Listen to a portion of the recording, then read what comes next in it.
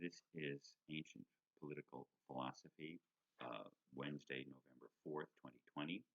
We're beginning Aristotle's Polis today. Today we'll discuss Book 1, and we'll turn to Book 2 on Friday. Just a kind of summary consideration. The ethics, remember, is how to become a better moral person, how to improve your character, self-sculpting of dispositions or habits through the mean to create a noble or a beautiful self. The politics, of which the ethics is the first part, if you remember, is how to improve your, or not perfect, this will be critical as we move through this material, to improve political life through moderate reform. I think at this point we can say that Aristotle's model of politics is not to hold up perfection to humanity. In fact, that's going to be part of his criticism in Book 2 of the Politics, as you'll see on Friday. It's not just that Plato holds up perfection. Aristotle will argue that's a problem, but that also it's the wrong view of perfection, that Plato's perfect city isn't the perfect model for politics, let alone that there should be a perfect model for politics. Clearly, the aim of political reform is to create a more just political order. So we raise this question in Books 3 and 4 of the Ethics. Are we free to change? Can we change? And in the same way that Aristotle argues that choice, that willing choice, freedom, deliberation, etc., is possible in the moral life, shaping one's character. One can shape and sculpt one's character. He also argues that this is possible in politics too. And in both cases, it's because at the top of the cone, at the top of human consciousness, of both nature and human being, Aristotle, like Plato, sees reason. And what is this power of reason, the power of mind that he discusses in Book 6 of the Ethics? It's the power to see sameness and difference.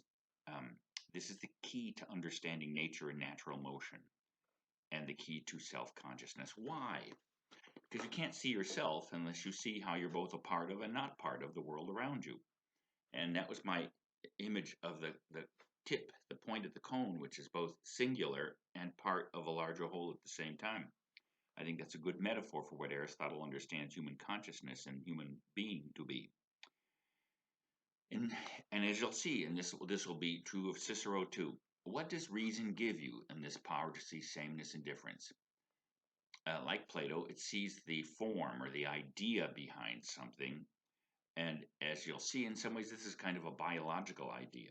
Seeing the sameness between one phenomenon and another is what puts it in its proper class, its genus. And seeing what's different between members of this class is what makes you see its species, genus and species. Yes, it's the last two categories of biological classification, but it's sameness and difference. And as you're going to see, again, as I mentioned a minute ago, as we work through the material in Book 1, Aristotle argues this is the unique power of human beings to see nature as a whole, to see their own nature and the nature of anything. And this is also, again, as I would suggest and said a minute ago, that this is the power to self-consciousness. So in politics, so you'll see, my discussion of Book 1 wants to take you through the three kinds of nature that Aristotle anchors politics in. The nature of nature, the cone, the overall cosmology. The nature of humanity, human nature, and then the nature of the polis, the nature of the city, of the political community. And as you'll see, especially, Book 1 is an attempt to anchor, to define the political community by finding its genus and species, and we will turn to that in a bit. So remember what the definition of a thing's nature is. It's what a thing is when the process of birth or growth is completed. That is to say, when all of its natural potentials are brought into energeia, work in action, actualized. And again, what enables us to see this is reason, because you can see how things change, how something changes. And what Aristotle defines change is, as we saw last week, or the week before, is the move from potential to actuality. That's what nature is. It's bringing potentials, and potentials are not accidental.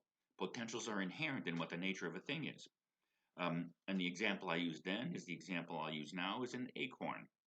Um, you can see an acorn like a squirrel can see an acorn or a cat can see an acorn. Um, and but here's what you know: because of the capacity of reason, you can. And by the way, what enables you to see and characterize change over my glasses just split. So excuse me while I pause this.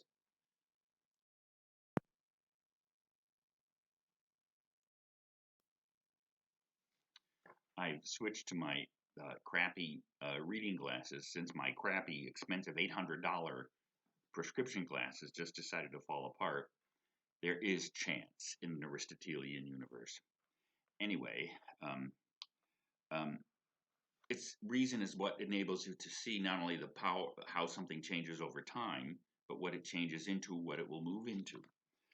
In other words, because of reason, you know that the acorn isn't just a hard thing that's yummy and smells good and has brown color in it. Since I'm colorblind, you got me. But you know that that when the potential for that acorn is developed, that you're looking at an oak tree. The capacity to see sameness and difference is what enables you to see something, what it grows into or can grow into. And again, to make the point, the reason that knowledge of nature is so crucial is it establishes a standard of objective good and bad for any entity. What is good for something is what furthers the actualization of its natural potentials. When what is bad for something is whatever hinders or um, cuts off the development of its natural potentials. It is good for a thing, for anything in nature, to grow into what it can grow into.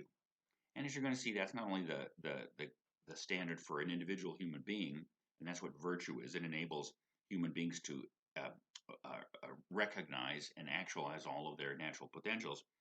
Um, but it's also what enables Aristotle to say that certain political cultures, certain cities, certain cultures are worse than others. Certain cultures are better at helping human beings to become human beings than other cultures are. So there is a transcendent, transcultural, transpolitical standard of goodness and badness in politics and social life. So that's the nature of nature. And again, we had a pretty exhaustive discussion of that in our discussion of Aristotle's view of cosmos as the cone. The nature of human nature. Now, this has already emerged to some degree in the ethics, but it's more explicit in the politics. Aristotle's tripartite definition of what a human being is. Human beings are the rational, the speaking, and the political animal. Each one of these is linked to each other. They're not identical to each other, but they overlap. So the genus of humanity is an animal. Um, but what's unique is the capacity for reason, as we saw, the capacity for speech, as we saw, and the capacity and necessity for polis, for politics.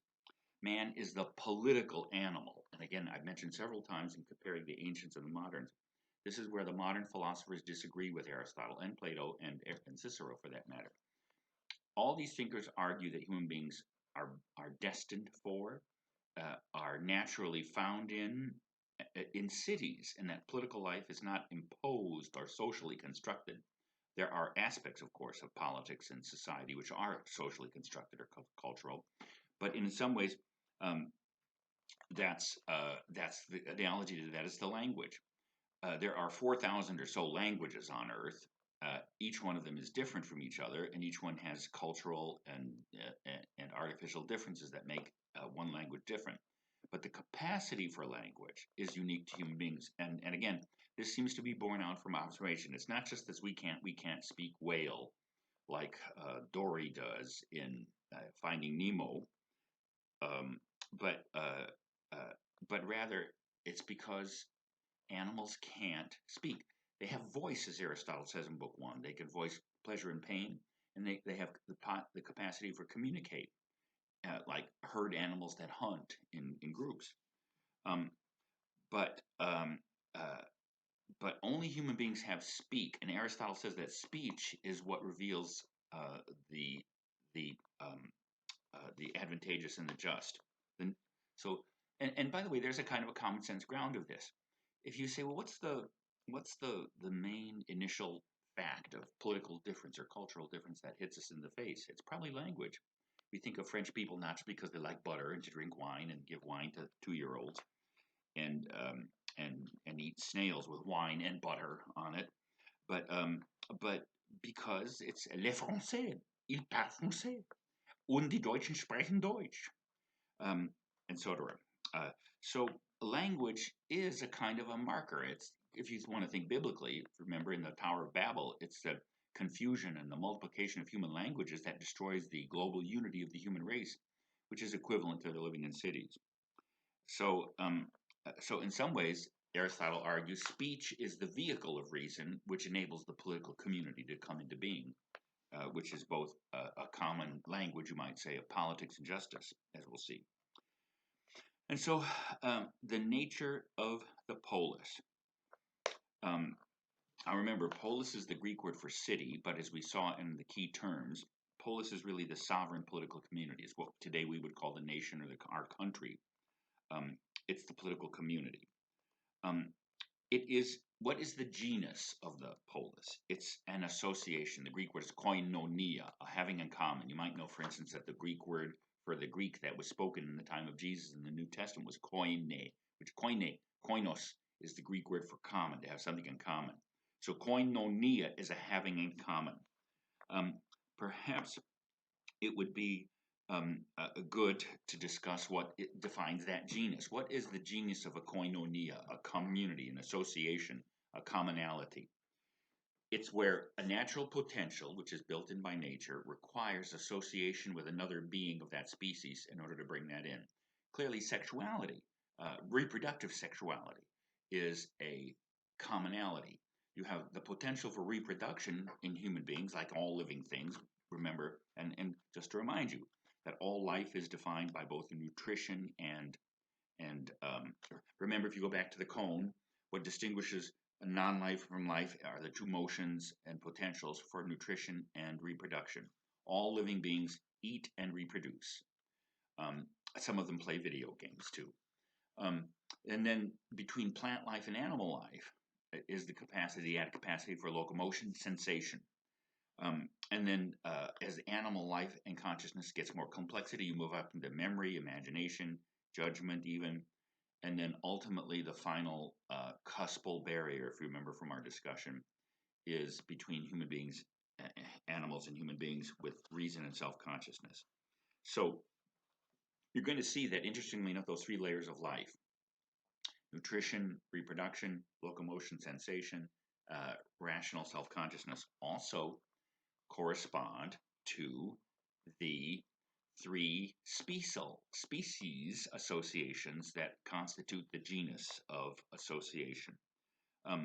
So what is the specific definition of a polis? The polis is the highest association. It's the sovereign, self-sufficient association, besides philosophical friendship, which is discussed in the ethics. We can come back to that. So what does it mean to say the polis is the highest association, the complete association? It's the association in which all of our natural potentials come into being. Therefore, it's the highest and most comprehensive association. And it means, in some ways, that even though there are other associations in the genus association, family, household, and village, those associations, while they awaken some human potentials, for reasons we'll see later, the household family can't be the comprehensive association. And Americans hear this comment and say, well, what about the church? Don't forget that we're talking about a political reality where the modern distinction between church and state doesn't exist. That's why in both the Republic and in Aristotle and Cicero, and in fact in practical political life, all political life revolved around the divine and the gods. You could say that what made each city different, each polis different in the ancient world, was that each city had its own religion. The city was the religion, and the highest function of political life was to address the gods. In 1776, a new kind of polis came into being, born of modern political philosophy that separates church and state.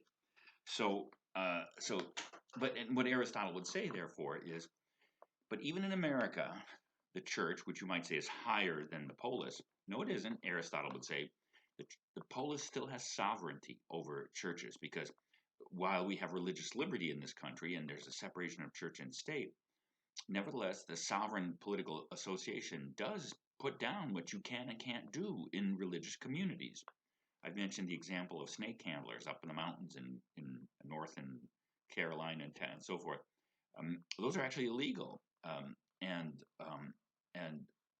in some ways, the Mormon Church came into trouble in America, was so badly persecuted in America because it believed in polygamy, which was illegal in the United States. So the polis is the highest, the polis community, the sovereign community, the polis is the sovereign highest. Sovereign, remember, is the word, if you do the derivation from super and rex, it comes from both, through French, souverain, le roi, from rex, regis, regnus, in Latin.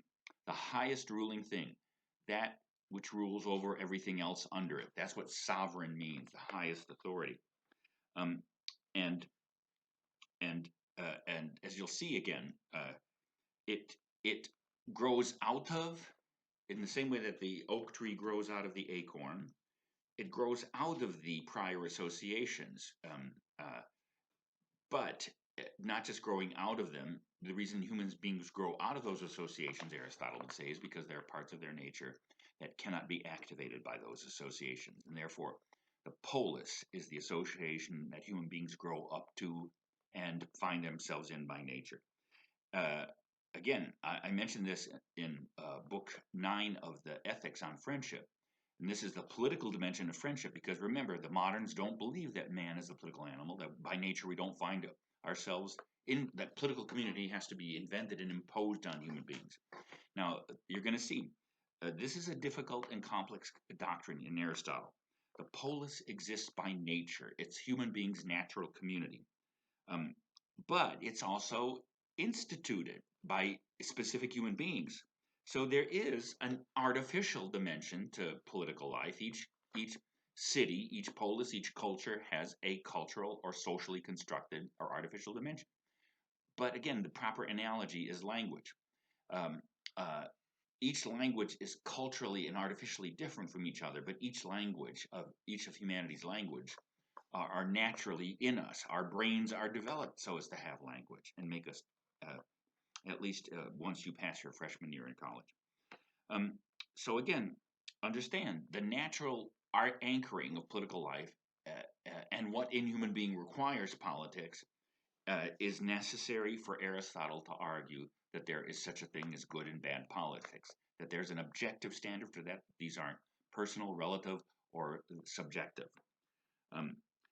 So again, the purpose of Book 1, in some ways, is to establish the genus and species of the political community. And as you'll see, the bulk of Book 1 turns our attention to the lowest or prior or first community, the household or family. So just to remind you, on the bottom of page 1 of the notes, you just, if you go back to that image of the cone where you have the whole of nature, and then remember you have two microcosms at the top, politics and human association, which are rooted in both reproductive and nutritive needs, life, like all living beings. The village is in the next level of association up that brings more powers into being, corresponds to sensation and locomotion. But then the city is the cone point of associations. And yet with each human being, remember, is also a microcosm. You and I have matter in us. We are animals. We're living things. We have nutrition and reproduction, and we also have locomotion, sensation, etc. So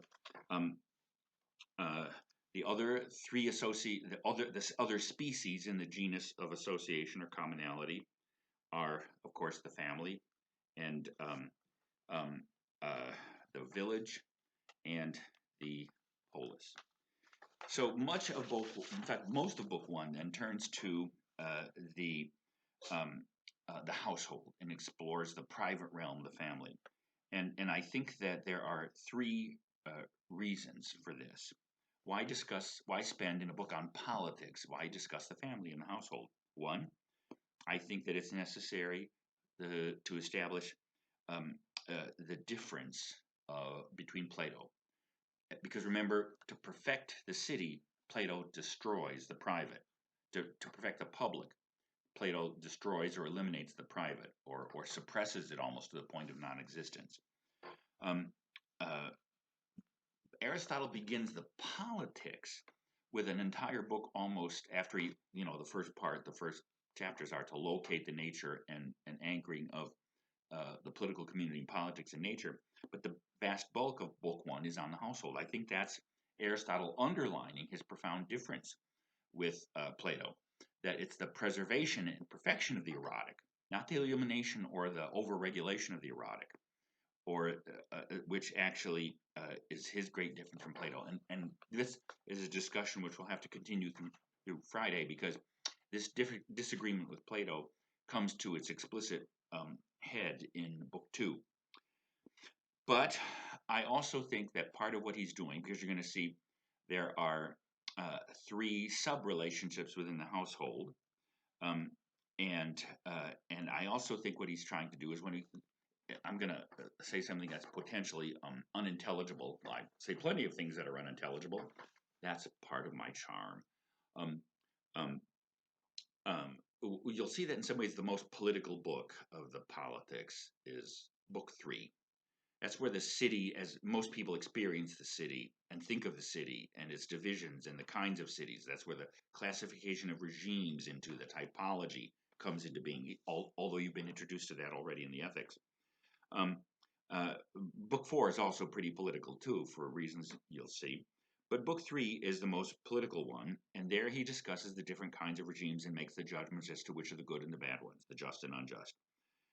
You'll see that seeing the sub relationships in the household, in a way, enable Aristotle to give a natural ground for distinguishing between the kinds of constitutions or regimes that he discusses in book three.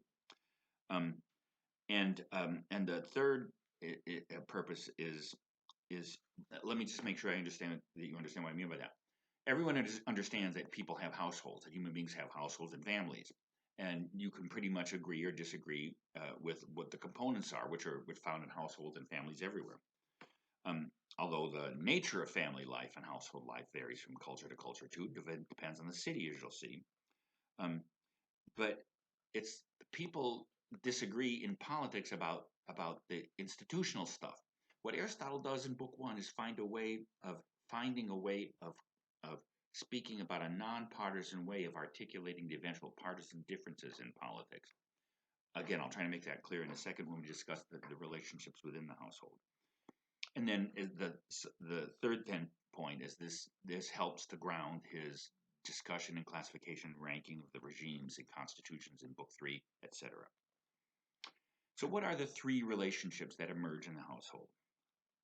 And there's a good deal of controversy, as you'll see, buried in this. The first, I'm going to actually change the order that it's on my notes.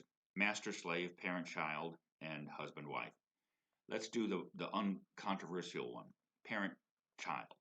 Remember, he says that the two core functions of life that bring, in other words, remember, a natural association is a commonality, an association or relationship that comes into being because the members of it have natural potentials that can't come into being without the presence of another member of the species.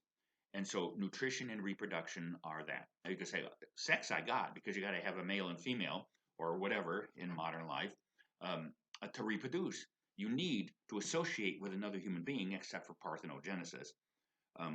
You need to associate with another human being in order to produce another human being. I see how the family shares that nutritive that reproductive need.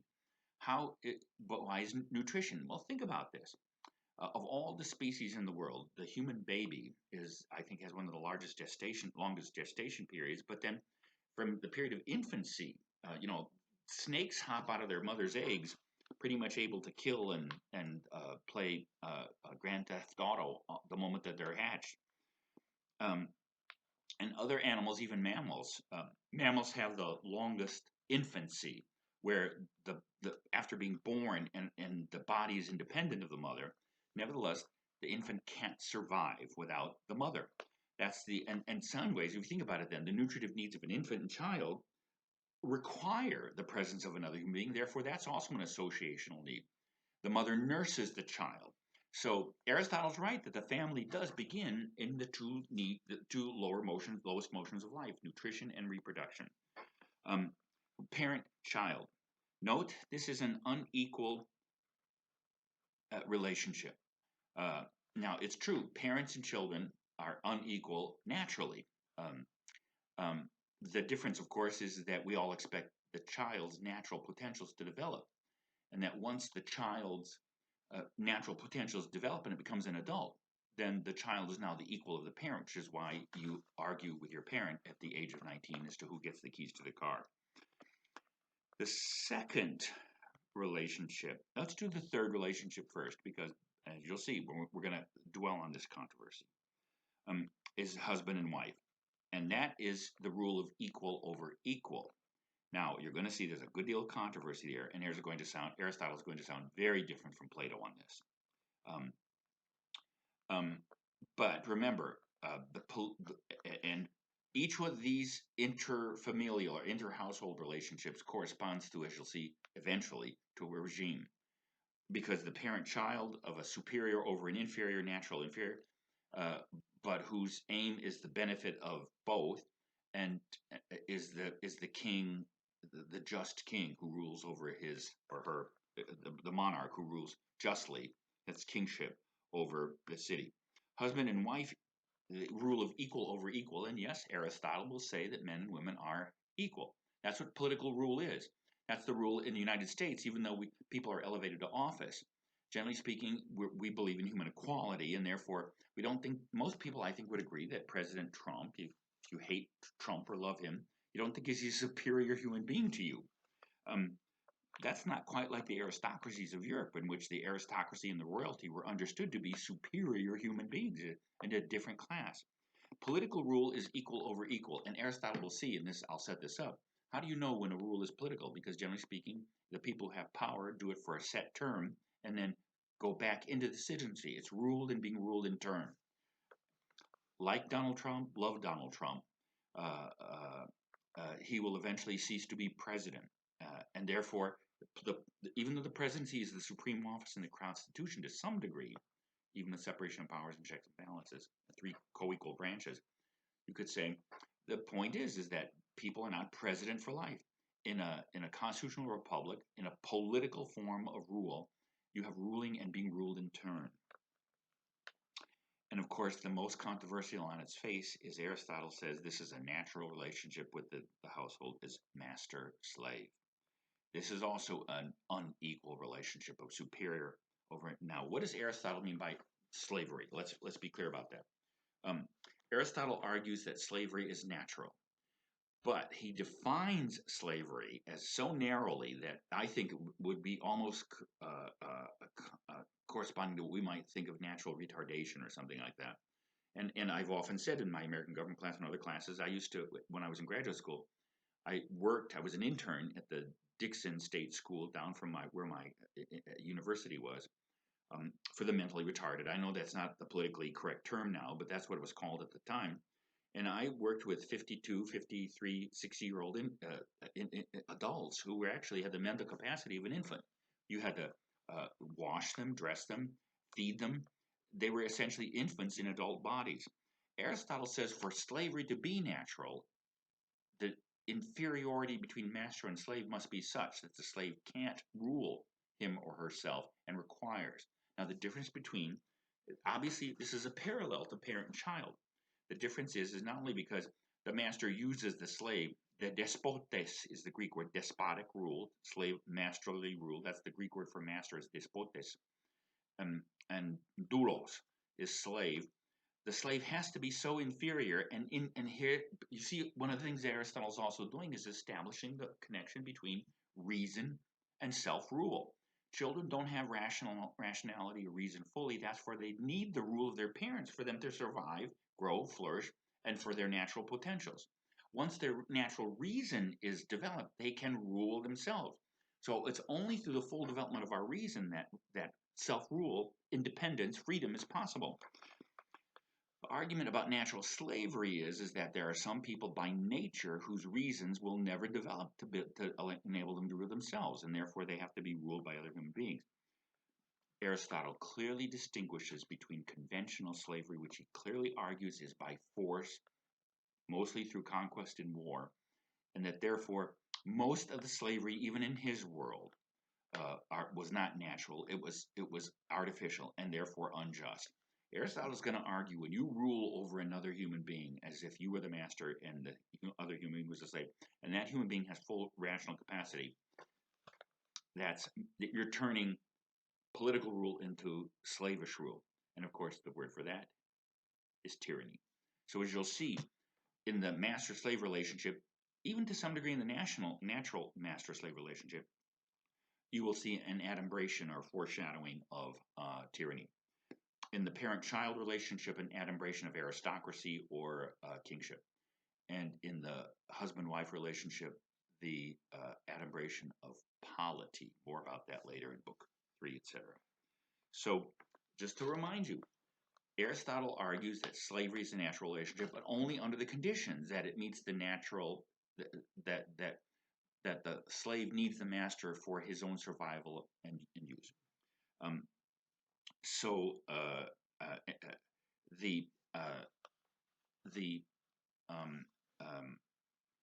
It should be clear, by the way, that means that, as I said earlier, but just to reinforce this, that not only is all the slavery in his day, the vast majority, like 99% of all the people called slaves in the ancient world would be not natural slaves by Aristotle, but Aristotle thought American slavery was a violation of nature too.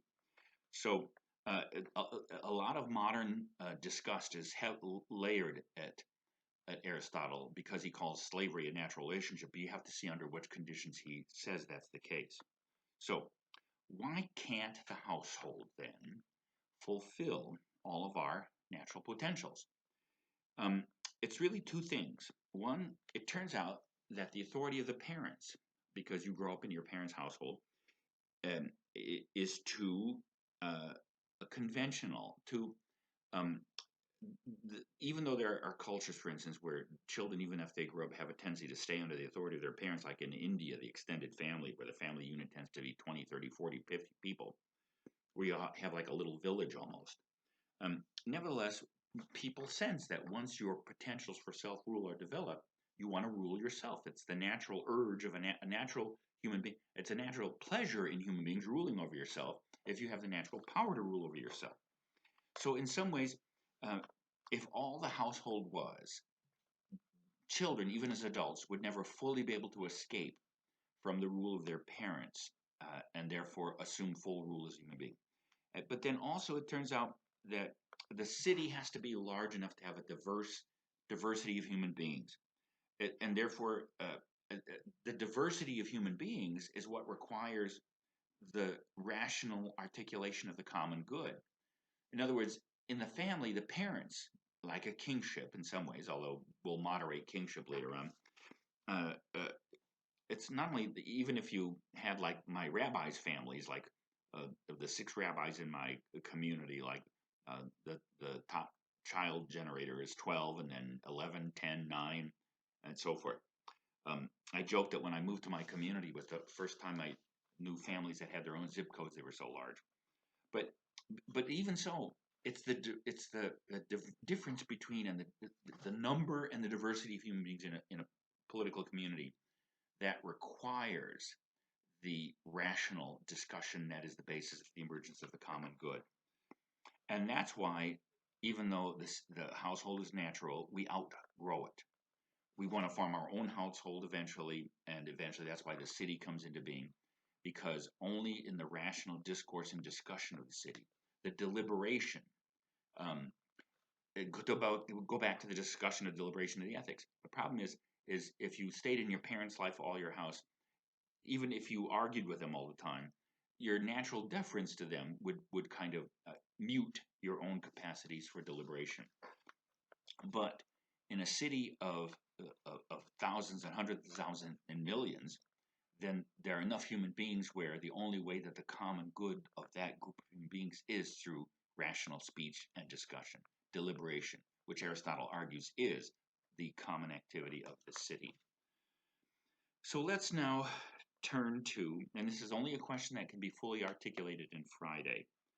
I jokingly say, la grande question, the big question, la gran pregunta, la grande demanda, that's Esperanto, by the way. Die große Frage, German. Hasha el hagdola, that's Hebrew. Ide igbe estiunque, men and women. Now, if you've had me for gender and politics, I've incorporated part of the notes from my discussion there because I think they're pretty good discussion, and it articulates this issue. But this is one of the hot topics in political theory and political philosophy between Aristotle and Plato.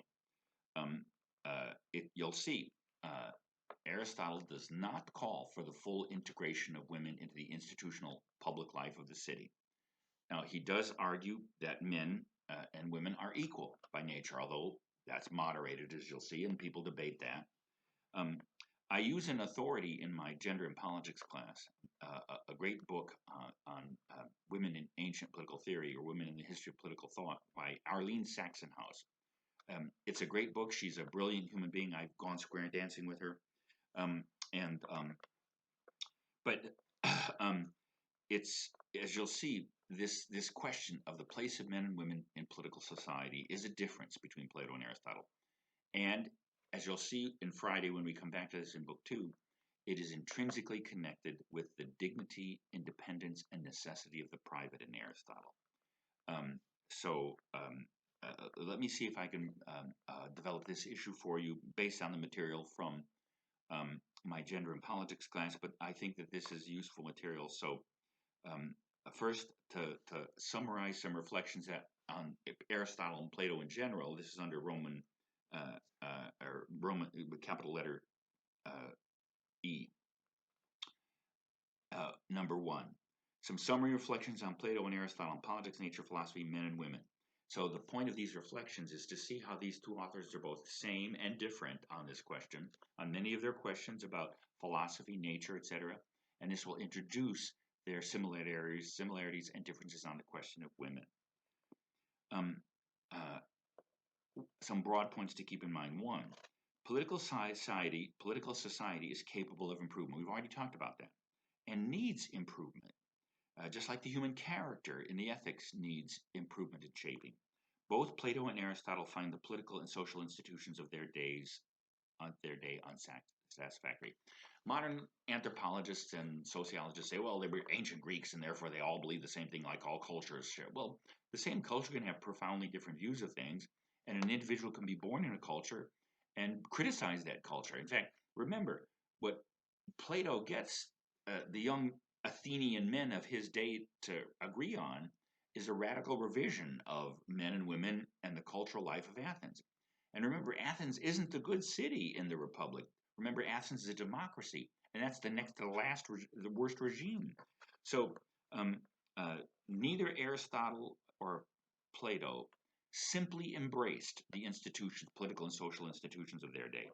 They second agreed to that philosophy, rational reflection on ourselves, our human being in the universe, which I've tried to make evident for you by definition and example of our materials from the beginning, the great alternatives, for instance, is what defines human beings and is the key to our happiness on the individual level and self-government on the collective level and on the individual level.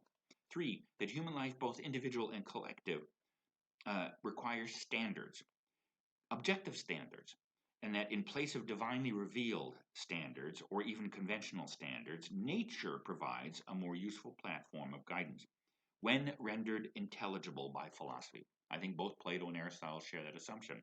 And the task of the philosopher in human life is to make intelligible, first of all, is to understand nature outside of the conventional and cultural standard, political standards of his or her day and time and place, but then also communicate, make those standards, make nature intelligible to human beings who generally don't see it directly like the philosopher does.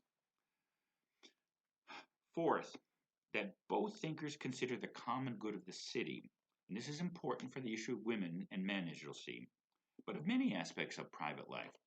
Um, both thinkers consider the common good of the city to be of greater importance than the individual good. That political, public realm, in other words, is higher than the private or the individual realm.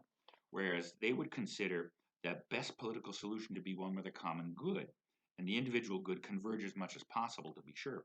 Neither would embrace modern liberalism, and the individual good which puts the liberty and equality of the individuals as the primary goal. Remember, the Declaration says we hold these truths that all men are created equal and there are certain inalienable rights, and to secure these rights, governments are instituted among men. In modern political philosophy and the modern politics that comes out of modern political philosophy, the task of the public is to secure the private. The securing and preservation of the private and is the end or purpose of the public. The public exists to secure our individual liberty and rights and desires and needs. Now, to be sure, we have to have the common good, but for the ancient thinkers, the polis and its needs were the trump card, the sovereign community, and therefore it's more important. Now again, there's a big difference, as you'll see, between Plato and Aristotle in the private, but both would understand that the common good of humanity requires the subordination of the private to the public. Now again, how much subordination, how much regulation, and to the point of elimination, there's a big difference. But both believe the public to be the purpose of, because that's the spiritual basis of humanity, and the private, which is essentially the bodily, that's why the private is subordinate to the public in both Aristotle and Plato. 5, that both philosophers considered the patriarchal arrangements of existing society of their time detrimental to both the common good of politics and the particular good of women. Both, in other words, accept the substantial equality of men and women with respect to possessing the defining trait of rationality. Remember, and this is critical, remember that in Book 1, talking about the relationship between men and women and husband and wife, that the great criticism he makes of barbarians is they see women as slaves. They treat their women as slaves, and therefore they treat femaleness as an instrument of maleness almost. And there's no question Aristotle thinks that human nature is bimodal, and that male and female are subspecies of humanity. But, and we'll talk about the general question of conventional subordination, etc., in a minute, because linguistically and conceptually it's very complex in Aristotle. Now, some people, modern feminists, would say it's just dressed up in patriarchy, but Aristotle would argue that patriarchal societies that subordinate the women to the man, that in other words subordinate women to a parent-child or master-slave relationship, are unjust. They deny the essential and independent humanity of the female. But last, 6, their differences where Plato suggests that women should be fully integrated into the public realm of institutional life. Aristotle, while Plato does believe that, both in the Republic, which we read, and in the Laws, we'll have to talk about that later. Aristotle suggests that would be neither good for politics nor for women. So Aristotle's view on men and women is complex. It might be contradictory, and I'm not trying to argue or for support it is. I'll come back to that question. But it's clear it's different from Plato's. So Plato on women and society, and this should be familiar to you. Either in Plato's idealized form of politics in the Republic, or it's more practical, as Aristotle calls it, the Laws, the dialogue we didn't read. I've taught the Laws before in ancient political philosophy. I didn't do it this semester. The Platonic vision of the perfected, improved society brings women into the public realm as co-equals with men. Why? As we saw, this is Book 5 in the Republic.